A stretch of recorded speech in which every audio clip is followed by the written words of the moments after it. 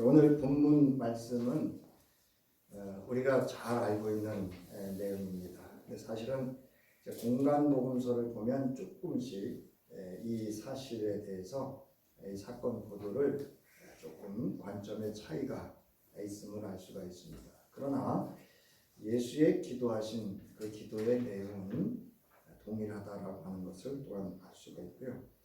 이 현장에 있었던 예수 그리스도를 따랐던 그 제자들의 처한 상황도 동일하다라고 하는 것을 우리가 알 수가 있습니다.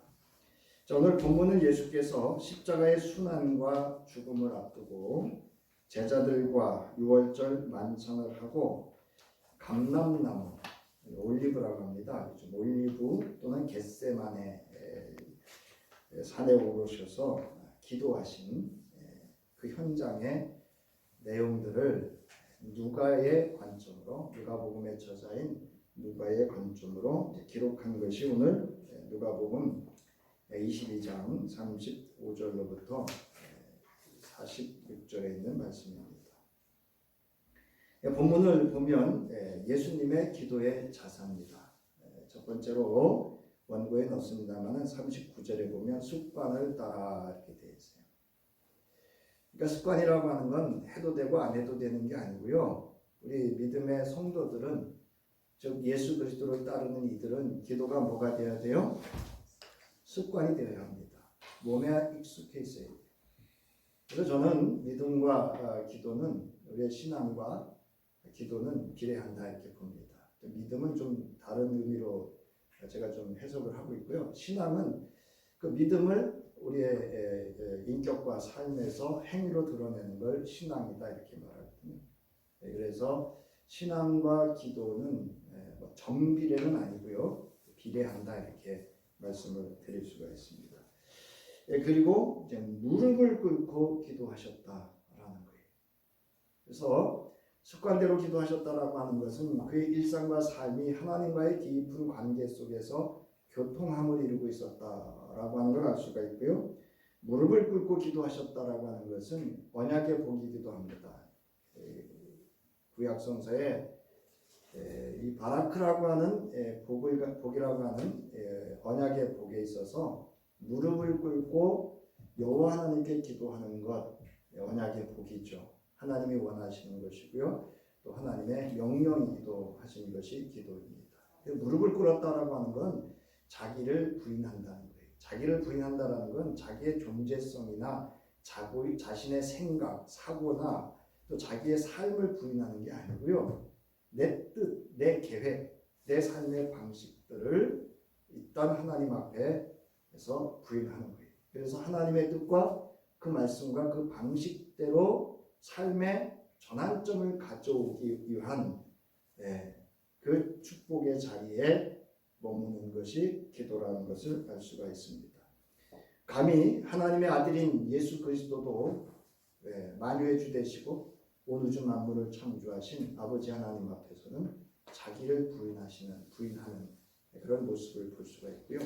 그러했기 때문에 내 뜻대로 마옵시고 아버지의 뜻대로 하옵소서라고 기도하고 그 뜻을 이루는 것에 순종할 수 있었음을 알 수가 있습니다.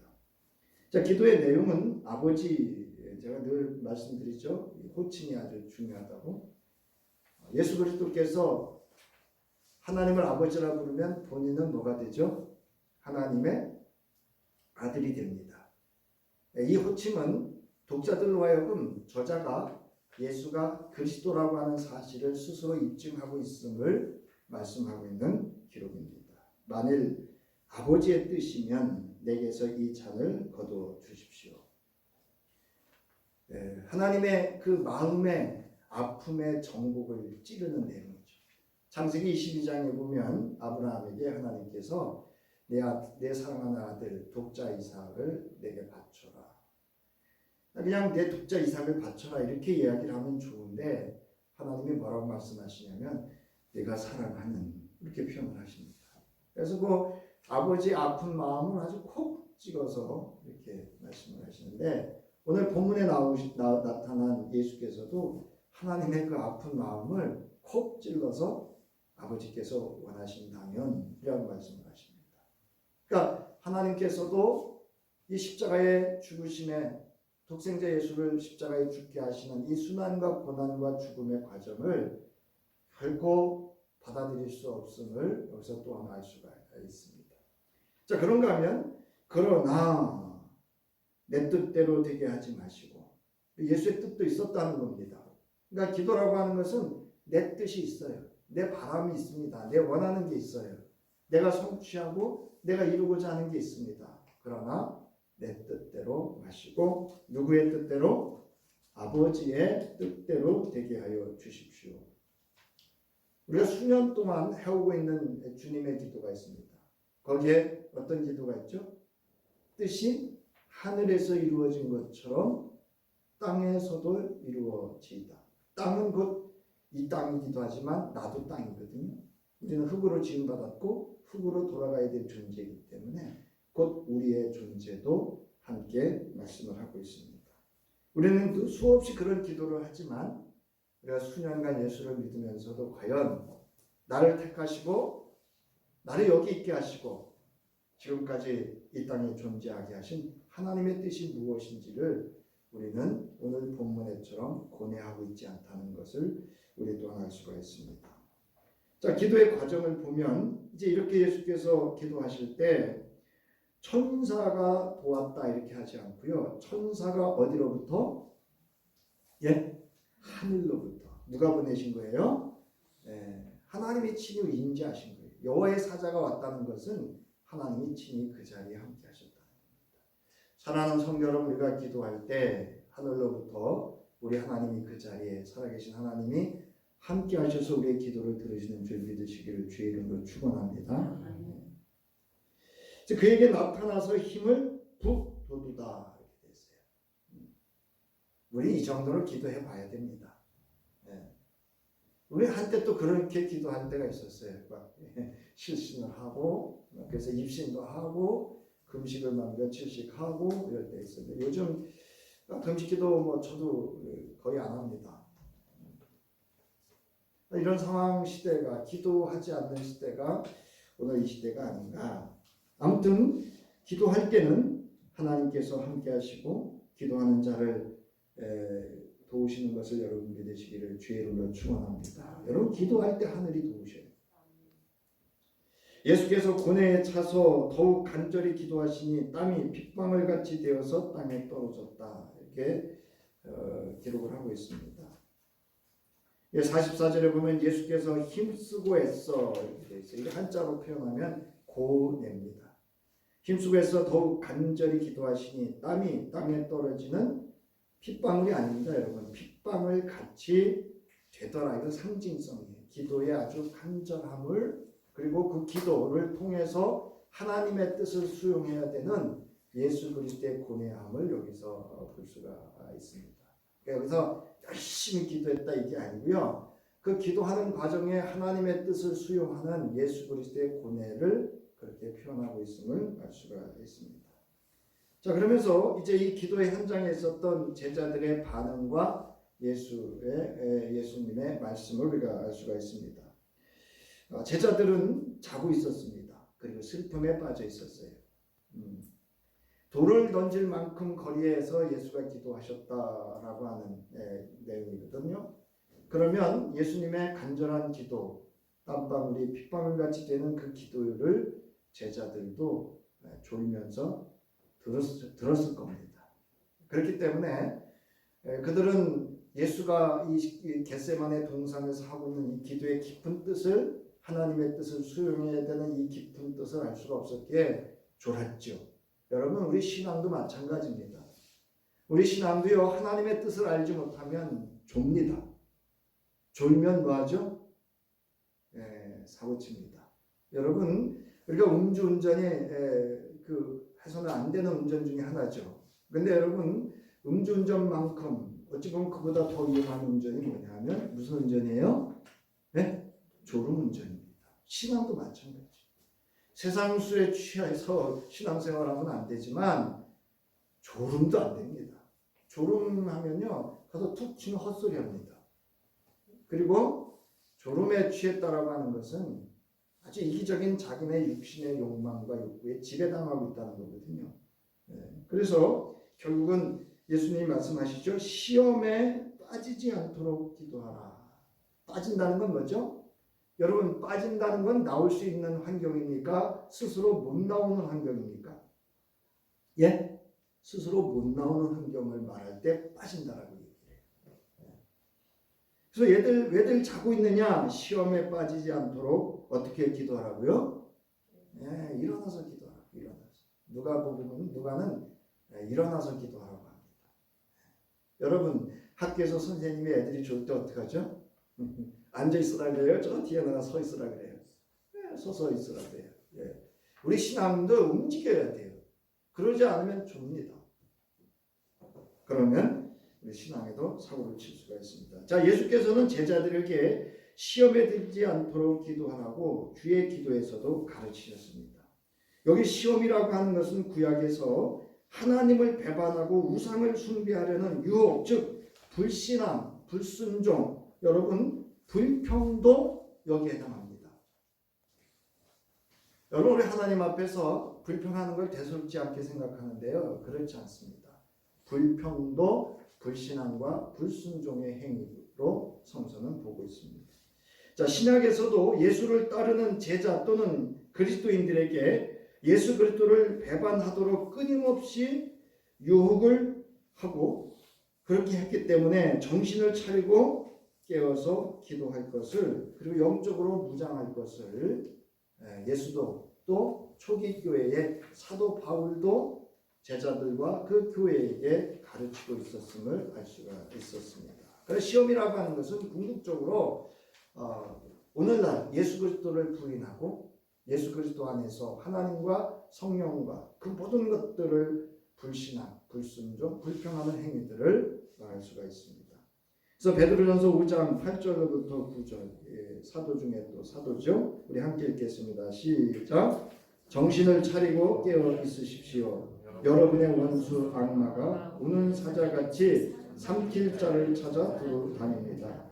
믿음에 굳게 서서 악마를 맞서 싸우십시오. 여러분도 아는 대로 세상에 있는 여러분의 형제 자매들도 다 같은 고난을 겪고 있습니다. 여러분, 고난을 겪는 중에 그들이 유혹할 때 뭔지 아세요? 예수를 그리스도로 고백하지 않으면 세상이 줄 수 있는 모든 혜택을 다 준다, 이렇게 시험을 하거든요. 여러분, 이 유혹에 안 넘어갈 것 같죠? 그렇지 않습니다. 자, 에베소서 6장 18절 바울은 이렇게 가르치고 있습니다. 시작. 온갖 기도와 간구로 언제나 성령 안에서 기도하십시오. 이것을 위해서 늘 깨어서 끝까지 참으면서 모든 성도를 위하여 간구하십시오. 여러분, 앞에는 개인적인 기도입니다. 그러니까 일상의 모든 삶의 온갖 것들을 다 뭐 하라는 거예요? 기도와 간구로 언제나 성령 안에서 기도하라는 거예요. 그리고 나를 위해서도 그렇고 기독 공동체, 오늘날로 말하면 교회를 위해서도, 이웃을 위해서도 기도하라, 이렇게 권면하고 있습니다. 자, 예수께서도 40주야 광야에서 여러분 금식 기도하신 후에 사탄으로부터 하나님을 부인하고 그리스도이심을 부인하도록 시험을 받으셨습니다. 여러분, 성서에서 말하는 사탄은요, 이렇게 뿔 달려가지고 우리 말하는 그런 귀신을 얘기하지 않습니다. 사탄은 하나님을 대적하는 자 또는 대적하는 행위, 그리고 대적하도록 하는 것들을 사탄이다. 물론 우리가 영의 세계로 요한계시록에서는 용으로 상징적으로 표현하고 있습니다. 자, 우리 기독교 신앙은 예수 그리스도의 십자가와 부활을 믿습니다. 우리는 예수 그리스도의 공생애와 그 말씀, 십자가의 순환과 십자가의 죽음을 상고하며 사순절과 종려주일, 그리고 고난주간, 그리고 부활절을 지키고 있습니다. 그러나 여러분, 예수 그리스도의 십자가의 죽으심과 부활은 곧 우리로 하여금 창조주 하나님의 영원한 생명을 회복하는, 하나님을 경험하는, 하나님 나라를 경험하는 은혜 중에 은혜인 것을 믿으시기를 주의 이름으로 축원합니다. 자, 이 절기를 지키며 이 설교자는 월드비전에서 고난주간에 제공했던 고난주간 묵상 챌린저였던 거룩한 멈춤이라고 하는 그것을 묵상하던 4일차 수요일이죠. 순종에 대해서 상고하게 되었습니다. 그러면서 오늘 부활절에는 이 순종에 대해서 말씀을 전해야 되겠다. 그러면서 이제 상고하던 중에 오늘 본문 중에 이제 오늘 말씀의 제목에처럼 따르시기 바랍니다. 고뇌에 찬 순종. 고뇌에 찬 순종입니다. 그래서 다시금 이제 순종을 묵상하면서 성경을 이렇게 쭉 그 가인서부터 이렇게 쭉 이렇게 살펴보니까 하나님 앞에 시험에 들었던 자들은 뭐냐면요, 고뇌가 없었어요. 고뇌가. 그러니까 밖으로부터 어떤 유혹이 오면 그냥 유혹에 훅 넘어가는 거예요. 그런데 여러분, 하나님 말씀에 온전히 순종했던 사람들은요, 그냥 말씀하시니까 네 했던 사람들이 아닙니다. 여러분, 고뇌에 찬 그 많은 내적 갈등과 자기 관찰과 그 아주 고뇌스러운 그 모든 대내외적인 상황들을 감수해 가면서 그 말씀에 순종했다라는 거예요. 여러분, 노아가 방주를 짓는 일이 그 시대에 쉬웠을까요? 어려웠을까요? 불가능한 일입니다. 여러분, 그거를 그냥 하나님이 하셨으니까 하라고 했다고요? 아닙니다. 수없는 고뇌에 찬 순종을 했던 노아의 삶의 흔적들을 우리 성서에서 찾아볼 수가 있습니다. 여러분, 이 순종하다라고 하는 국어 사전에는 자동사입니다. 여러분, 타동사가 아니고. 자동사는 뭐냐면 자기 스스로 행동해내는 거거든요. 타동사는 밖으로부터 와서 행동하게 하는 거예요. 능동태, 수동태 이렇게 표현하는데요. 능동태는 자발적으로, 수동태는 누가 이렇게 해 그래서 하는 거. 자동사, 타동사 이제 그런 의미를 같이 가지고 있습니다. 그래서 여기 순종하다라고 하는 건 여러분 자동사예요. 자발적인 겁니다. 어떤 사람이 다른 사람이나 그의 말, 의견 따위에 순순히 따르다라는, 이거는 여러분 맹종이 아닙니다. 자신의 선택과 결정과 그 행위에 대한 자기의 책임을 가져가는 것을 말합니다. 그러면 복종하다라는 이와 비슷한 단어가 복종하다라는 단어가 있는데요. 이건 잘 쓰기를 좀 불편해하죠. 왜냐하면 순종은 자신의 의지가 담겨져 있는데 복종은 그것보다는 타의 의지가 좀 강하게 드러날 때 복종이라는 표현을 쓴다라고 생각하기 때문에 우리는 순종하다라는 표현을 쓰고 복종하다라는 표현은 잘 안 씁니다. 그러나 이 복종하다라고 하는 것도 여러분 자동사입니다. 사람이 무엇에게 명령이나 의사를 조금도 어긋남이 없이 그대로 따르는 것을 의미합니다. 이것도 여러분 자신의 선택이에요. yes, no 둘 중에 하나입니다. 그래서 하나님께서는 우리에게 여러분 맹종, 복종을 원하지 않으셨습니다. 순종을 원하셨습니다. 순종은 거룩한 멈춤에서 시작이 됩니다. 모세가 이스라엘 백성을 이끌고 출애굽한 후에 홍해에 이르렀습니다. 그때 그들을 바짝 추적해 오고 있는 바로의 군대, 그들의 앞길을 가로막은 홍해, 도간의 든지 같은 모두가 죽음에 이르는 절박한 상황에 직면하게 됩니다. 이때 백성들의 원망은 걷잡을 수 없을 정도로 하늘을 찔러댑니다. 여러분, 어떤 상황이 되면은요, 감정적으로만 반응하는 사람이 있어요. 요즘 이제 이 전쟁이 이렇기 때문에 저희 지금 감사들도 여행 일정에 지금 차질이 막 생겨요. 그래도 감사님들이기 때문에 많이 이렇게 자제를 많이 하시더라고요. 제가 보니까. 그래도 언뜻 감정이 나와요. 여러분, 감정으로 반응을 하면 갈등 생기게 돼 있거든요. 맞죠? 어떤 상황에서 여러분 감정으로 반응하면 갈등이 생기게 되고 분쟁이 일어나게 됩니다. 여러분, 우리 부부지간에 왜 여러분 다투고 싸우는지 아세요? 사실은 감정적으로 반응해서 감정. 자, 출애굽기 14장 11절부터 12절에 보면 그 원망함에 대해서 이 이스라엘 백성들의 그 원망은 이제 시작일 뿐입니다. 이후로도 40여 년 동안 광야에서 이스라엘 백성들은요, 하나님에 대하여 순종하지 않았습니다. 그냥 감정만으로 자신들의 욕구, 마치 아담이 하와에게 유혹당하여 먹음직하고 탐스럽고 보암직했던 열매를 훅 먹는 것처럼 이스라엘 백성들은 끊임없이 하나님의 존재를 부인하고 불평과 불신앙과 불순종에 반응하는 것을 알 수가 있습니다. 이때 모세가 저들을 향해서 선포합니다. 목세가 백성에게 대답합니다. 두려워하지 마십시오. 당신들은 어떻게 하라 그래요? 따라하세요. 가만히 서서. 가만히 서서. 멈추라는 거예요. 하나님 앞에 멈추라는 거예요. 여러분, 우리가 어떤 상황이 이렇게 직면했을 때 여러분, 하나님 앞에 멈춤이 필요합니다. 이거를 우리가 거룩한 멈춤이다, 이렇게 말할 수 있습니다. 그러니까 우리가 여러분 세상을 살아갈 때 세상에 어떤 상황들이 발생하면 세상의 상황으로 반응하는 것이 아니라 하나님 앞에서의 멈춤이 필요합니다. 이게 신앙이거든요. 이게 기도입니다. 광야에서 나가서 죽는 것보다 아니죠. 네, 죄송합니다. 자, 주님께서 오늘 당신들을 어떻게 구원하시는지 지켜보기만 하십시오. 여러분, 멈추란 얘기는 생각해보라는 거예요. 여러분, 지금 홍해까지 이집트 군대가, 바로의 군대가 추적해올 때까지 무슨 일들을 경험했죠?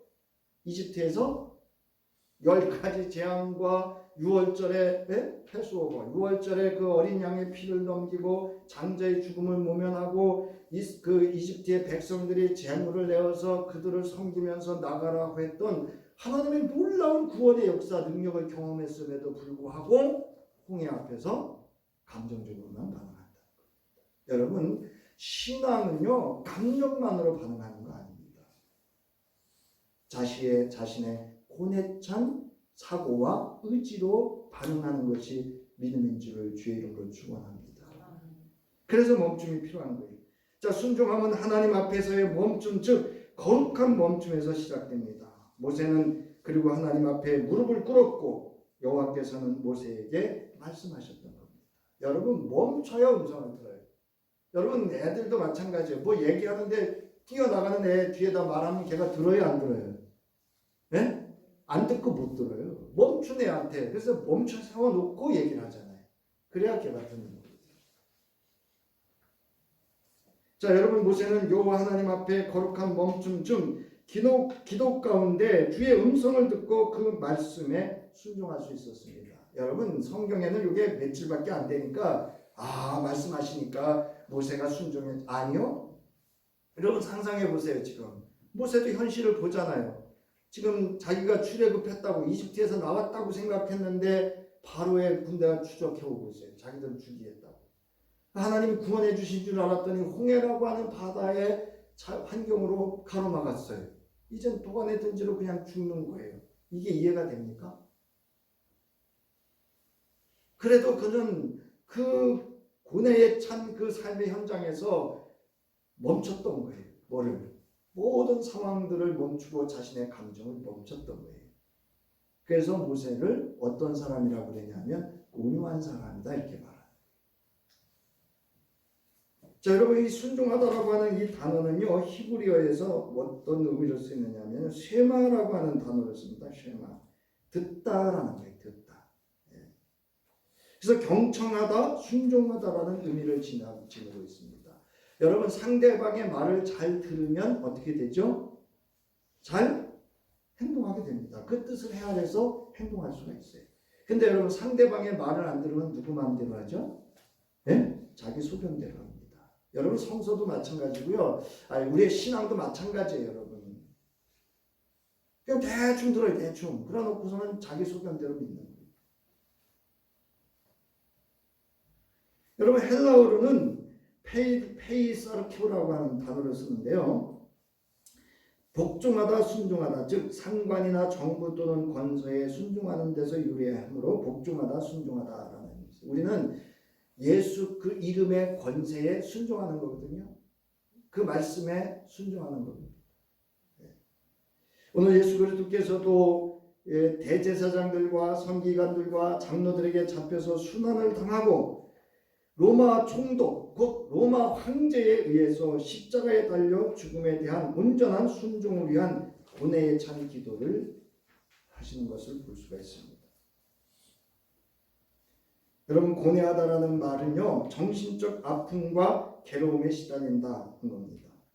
좀 이해가 지금 안 되실 거예요. 아니, 목사님, 예수를 믿으면 우리의 그 근심, 걱정, 염려 이런 거 다 평안하게 해줘야 되는 거 아닙니까? 그래서 예수 믿는 거 아니 우리의 마음의 평안함을 찾기 위해서. 여러분, 근심, 걱정, 염려는요 고뇌하지 않는 데서 오는 겁니다. 고뇌하면은요 근심, 걱정, 염려, 세상 불안, 두려움, 공포를 이길 수 있다는 것을 믿으시기를 주의 이름으로 축원합니다. 그러니까 여러분 고뇌하지 않으니까 뭐를 의지하는지 아세요? 쉬운 게 약이거든요. 약의 지배를 받기 시작합니다. 그러면 여러분 그 이상은 여러분들이 이미 잘 알고 있기 때문에 더 말씀 안 드리겠습니다. 물론 우리가 어떤 치유를 위해서 약이 필요합니다. 그러나 정말 중요한 것은 그 약을 드시더라도 항상 생각해서 근심, 걱정, 염려, 불안, 공포, 두려움을 이길 수 있기를 주의 이름으로 축원합니다. 그게 신앙이거든요. 그게 기도입니다. 그리고 그때 말씀이 우리에게 주어지는 겁니다. 여러분 여기 고뇌하다라고 하는 것은 게노메노스 엔 아고니아라고 하는 헬라어를 쓰는데요. 고뇌 가운데 있게 되어라고 번역할 수가 있습니다. 여기 보세요. 아고니아라고 하는 건 논쟁, 고뇌, 번민 이런 뜻을 가지고 있어요. 그래서 여러분 한 번쯤은 내가 왜 주일에 교회 가야 되지? 내가 왜 예수 믿어야 되지? 2026년 부활절은 나에게 어떤 의미와 어떤 사건으로 경험되어질지 이런 고뇌함이 있어야 돼요. 여러분. 제 아내가 계란 얘기를 자꾸 하길래 제가 하지 말라고. 여러분 우리 계란 썰는데 이게 있는 게 아니에요. 고뇌함에 있어야 돼요. 부활절에 내가 정말 예수 그리스도와 함께 십자가에 죽고 예수 그리스도와 함께 부활해서 그래서 내 신앙과 삶에서 그 부활의 신앙으로 내가 어떻게 살아가는지를 고뇌할 수 있기를 주의 이름으로 축원합니다. 그럼 고뇌하는 신앙이에요. 사탄의 유혹과 필사적인 영적 분투를 하고 계신 예수님의 모습을 여기서 알 수가 있습니다. 자신의 내적 갈등에 대한 자기 관찰에 몰두하고 있음을 알 수가 있어요. 여러분 이런 그 고뇌가 없이는 여러분 온전히 순종할 수 없어요. 여러분 생각하지 않는 애들 보세요.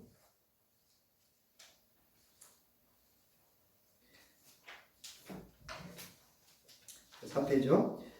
자, 그래서 이 고뇌함에 얼마나 예수가 깊었는지 저자 누가는 이렇게 그 현장을 즉 예수의 기도하는 모습을 기록하고 있습니다. 우리 함께 읽겠습니다. 시작. 예수께서 고뇌에 차서 더욱 간절히 기도하시니 땀이 핏방울같이 되어서 땀에 똥이 떨어졌다.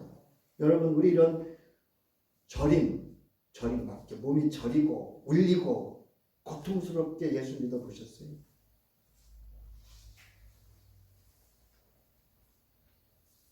여러분 보세요. 여기 고뇌함이 얼마나 깊었는지 고뇌에 차서 기도를 포기한 게 아니고요. 더 간절히 기도하셨다는 겁니다. 우리는 신앙에 고뇌함이 없기 때문에 더 깊은 신앙생활을 할 수가 없는 겁니다. 우리 본문 적용하기요. 오늘 우리는 하나님과 그 말씀 앞에 순종하기 위해서 어떻습니까? 이러한 고뇌의 시간을 갖고 있습니까? 그냥 자신이 정해놓은 몇 가지 믿음의 기준 신앙생활의 범위 안에서 마치 음문한 개구리 마냥 내가 보고 싶은 하늘만 누리고 싶은 것만큼만 누리면서 만족하면서 나 예수 잘 믿어 이런 착각에 빠져 있지는 않은지 우리는 고뇌해 봐야 됩니다. 그 적당히 타협합니다. 이 정도까지면 예수 잘 믿어 남도 인정해 줄 거야. 여러분 예수 믿는데 다른 사람의 시선은 생각하지 마세요. 누구의 시선을 생각하는 게 신앙이죠? 예, 하나님의 시선을 생각하는 게 신앙입니다. 저요, 여러분 교우들 시선에 별로 관심 없어요. 여러분들이 저한테 어떤 시선으로 바라보고 어떤 말 하는데 저 별로 관심 없어요. 그냥 참조는 해요. 그러나 하나님이 나를 어떻게 바라보실 것이고 하나님이 내게 어떤 말씀하실 것이고 후에 하나님 앞에 심판대에 있었을 때 나를 어떻게 판단하실 건가 그걸 제가 두려워하는 것뿐입니다. 사랑하는 성도 여러분, 하나님께서 우리에게 맹신이나 맹종하기를 원하지 않습니다. 여러분, 맹종이라는 단어 보세요. 어떤 사람이 다른 사람을 옳고 그름을 가리지 않고 시키는 대로 어떻게 따른다고요? 무턱대고 따른다고요. 분별하지 않는다고요. 그 다음에 맹신은 뭡니까? 사람이 사물을 옳고 그름을 분별하지 않고 무작정 믿는 걸 말합니다. 이렇게 하는 데가 있어요. 무작정 믿게 하고 무작정 따르게 하는 데가 어디죠? 예? 맹신과 맹종을 요구하는 데가 있잖아요. 어디예요? 예? 이단들입니다, 여러분. 사람은 자기 관찰만 하고 타인을 관찰하지 않게 되면 맹신하게 되고 맹종합니다. 여러분, 사람은 자기 관찰만 하고 타인을 관찰하지 않으면요 맹신하고 맹종해요. 이게 무슨 얘기냐면 상대가 누군지를 알아야 돼요. 여러분, 성서를 잘 보세요. 성서를 보면 하나님이 나는 누구인지를 먼저 말씀하고 있어요. 맞죠? 네. 그런데 하나님에 대해서는 우리가 알려고 하질 않아요. 그래놓고 내 믿음 좋대. 그게 여러분 맹신이고 맹종입니다. 하나님은 그거 원하지 않으셔요. 고뇌하는 신앙을 원하십니다. 고뇌하는 기도, 고뇌하는 예배, 고뇌하는 헌금, 고뇌하는 헌신을 원하십니다. 여러분, 하나님에 대한 깊은 관찰이 없으면 마치 하나님도 여러분 맹신하는 무속신앙에 불과할 수 있어요. 이를 이용한 이단들에 쉽게 빠질 수 있습니다. 그 이단이 왜 빠진지 아세요? 거기가 뭔지 상대를 관찰하지 않기 때문에 그래요. 나만 잘 믿으면 된다 생각해서 홀라당 빠져버리는 거예요.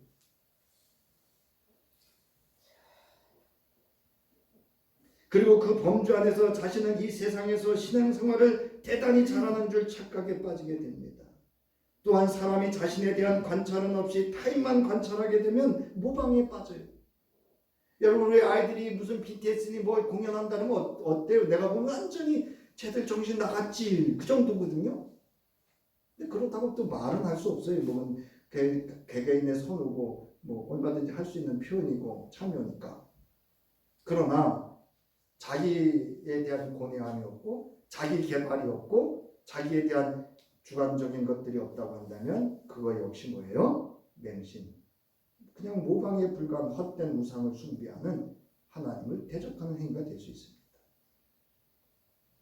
하나님께서는 나는 이러한 신이라고 먼저 성서에서 분명하게 말씀하셨고 드러내셨어요. 예수께서도 자신이 이 땅에 왜 오셨는지, 왜 십자가에 죽으셔야 되는지, 왜 부활하셔야 되는지, 왜 승천하시고 다시 오셔야 되는지를 분명히 성서에서 말씀하시고 있고, 예수님이 다시 오실 때에는 무슨 일이 일어날 것인지를 이미 다 말씀하고 계신 줄 믿으시기 바랍니다.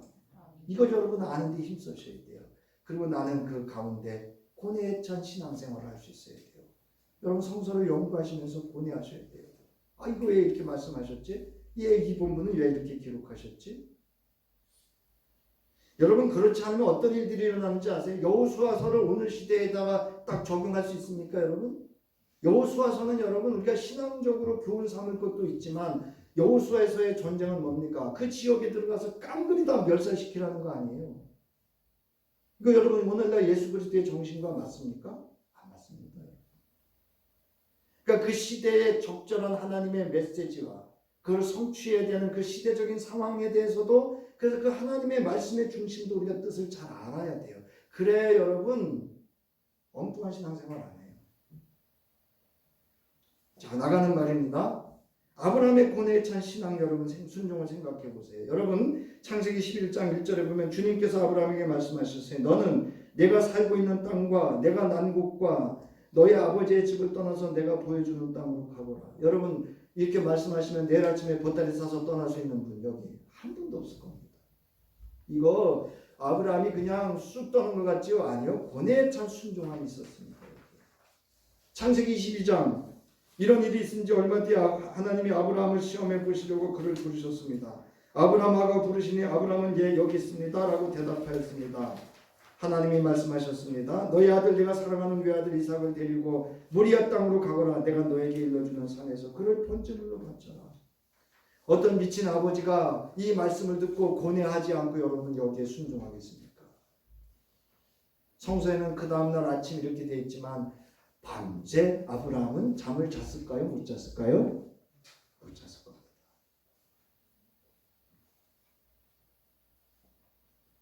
여러분 과연 이 아브라함이 하나님의 말씀에 여러분 맹신하고 맹종하였다고 생각합니까? 아닙니다. 여기 분명히 하나님이 아브라함을 뭐 하시려고요? 시험하시려고 고뇌에 찬 신앙의 선택을 원하셨던 겁니다. 여러분 욥의 신앙을 보세요. 욥이 하루아침에 그렇게 신실하게 하나님을 잘 섬기던 그가 모든 재산과 모든 자녀들과 모든 아내와 그리고 질병과 친구들로부터 조롱거리 삼을 때 여러분 하나님을 향해서 맹신했습니까? 아니요. 뭐 했죠? 고뇌에 찬 하나님에 대한 숙고함이 있었어요. 요셉의 고뇌에 찬 순종 보세요, 여러분. 요셉의 인생이 여러분 어디 그게 순종할 수 있는 인생입니까? 아니 보디발의 아내가 적당히 유혹하는데 하룻밤 자주고 거기서 잘 살 수도 있고요. 감옥에 가서도요 적당히 범죄 저질러 가면서 살 수 있었습니다. 그러나 그는 그렇게 하지 않았어요. 분명히 자신에게 꿈을 꾸게 하셨던 하나님께서 분명히 자신에게 이루고자 하시는 하나님의 뭐가 있음을 고뇌에 찬 하나님의 뜻을 헤아림이 있었던 겁니다.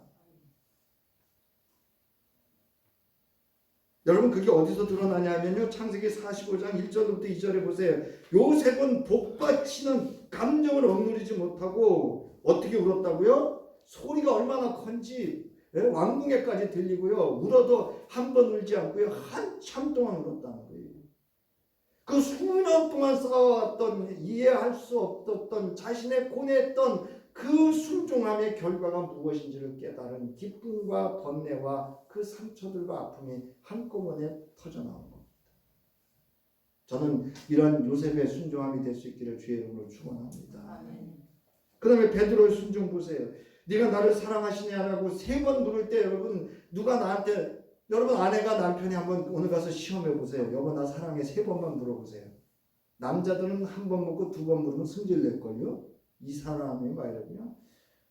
아내는 또 왜 그래 또 당신 또 왜 이럴걸요. 아마 여보 나 남편분이 아내한테 여보 사랑해 네가 나 사랑해 3번만 물어보세요. 당신 뭐 이래 막 이랬걸요. 그래서 바울이 뭐라 그랬냐 베드로가 어떻게 했어요? 불안해서 예. 그래서 주님께서 아시잖아요. 이렇게 말하죠. 주님께서 아시잖아요. 이게 솔직한 신앙이에요. 여러분 우리 마음 내가 알아요 몰라요? 예? 아니 내 마음 내가 알아요 몰라요? 모릅니다. 여러분 화장실 들어갈 때하고 나올 때 달라지는 게 우리 마음이잖아요. 주님이 아시죠. 그때 베드로에게 주님 말씀하시잖아요. 나를 따라라. 여러분 베드로가 모든 걸 다 알고 그냥 예수를 맹종맹신했던 거 아니에요, 여러분. 여러분 베드로가 그 예수를 십자가에서 죽으실 때 그 부인하고 도망 다니고 이럴 때 그 고뇌가 얼마나 컸겠어요. 야, 내가 이 사람이 이 땅에 왕으로 오셔서 이스라엘을 구원할 자, 로마의 황제를 이길 자로 여겼는데 이게 아니잖아. 이런 뭐 얼마나 많은 고뇌가 있었겠어요. 그러나 주님의 말씀에 순종하였음을 알 수가 있습니다. 이게 떨림의 순종이에요. 여러분 내 거 다 계산해가지고 할 수 있는 신앙, 순종은 순종 아닙니다. 여러분 취미지. 여러분 부활의 신앙이 그렇다고 봅니다. 예수 그리스도의 그 고뇌에 찬 겟세마네 동산 아버지 하나님 나를 어찌하여 버리시나이까라고 하셨던 십자가 위에서의 고뇌에 찬 외침 그 끝에 살아계신 하나님의 부활하심의 승리가 있었음을 믿으시기 바랍니다. 이런 부활의 신앙이었으면 좋겠어요. 그래서 금년 이 부활절을 통해서 우리가 그냥 생각 없이 수년 동안 살아왔던 좀 신앙도 한번 여러분 쭉 돌아보시고 지금 내가 어떻게 신앙생활해야 되고 내가 앞으로 어떻게 신앙생활해야 되고 내가 앞으로 마지막 인생의 호흡을 어떻게 할 건지도 좀 고뇌에 찬 십자가를 묵상하면서 고뇌에 찬 그 물음과 순종함 속에서 주님이 다시 오시는 그날에 부활의 신앙으로 하나님의 영화로운 그 영광의 하나님 나라의 영원히 참여할 수 있는 저와 여러분이기를 주의 이름으로 축원합니다.